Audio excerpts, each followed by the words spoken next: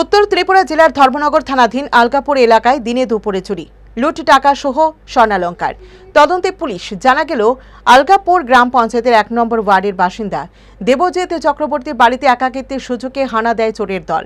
ঘরের দরজা ভেঙে ঘরে প্রবেশ করে, তারপর আলমারির লকার ভেঙে প্রায় ১০ থেকে ১২ হাজার টাকা নগদ টাকা এবং ৪ ভরি স্বর্ণালঙ্কার নিয়ে চম্পট দেয়।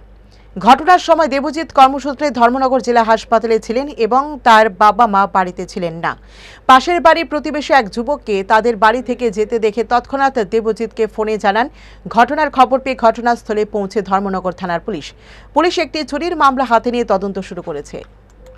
এসে দেখছি যে আমার ঘরের দরজা খোলা, তারপরে ঘরের ভিতরে দেখছি যে দাও দিয়েছে, সব আলমারি লকার টকা সব কিছু ভাঙিয়েছিল, সব জিনিসপত্র সব কিছু ঘরের ফালানি আছে।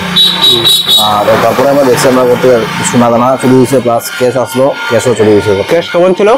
ক্যাশ ১০-১২ হাজার টাকার মতো আসলো, ক্যাশ তোলা ওইগুলো চুরি হয়েছে। আর সোনা চুরি হয়েছে। সোনা কত ভরির মতো হবে? গলার, কানের আর আংটি এগুলি আসতো আর কি, ৪ ভরির মতো আসতো। আনুমানিক কয়টা নাগাদ এই ঘটনাটা ঘটতে পারে? আমি তো ১০:৩০টার সময় বার হয়েছি, ১০:৩০ থেকে ১২:৩০টার মধ্যে এই ঘটনা হয়েছে। তো মানে আপনাদের বাসায় কেউ ছিল না? কেউ আসতো না বাড়িতে। আমার চাপে গেছি, চাপে থাকি আস্তা শুনি হু যাই সাইতে জপাত করে পড়ছে। ও আমরা মনে হচ্ছে তারা খাজের লোক, সবাই মনে ছিটকা পড়ছে। আমরা এখনো গেছি তারা ইয়ে করতাম করি বাসাইতে গেছি, হিরোগা দেখি নাই। আইসে সখন ওই যে তারা দেখি বার হয় না এখনো।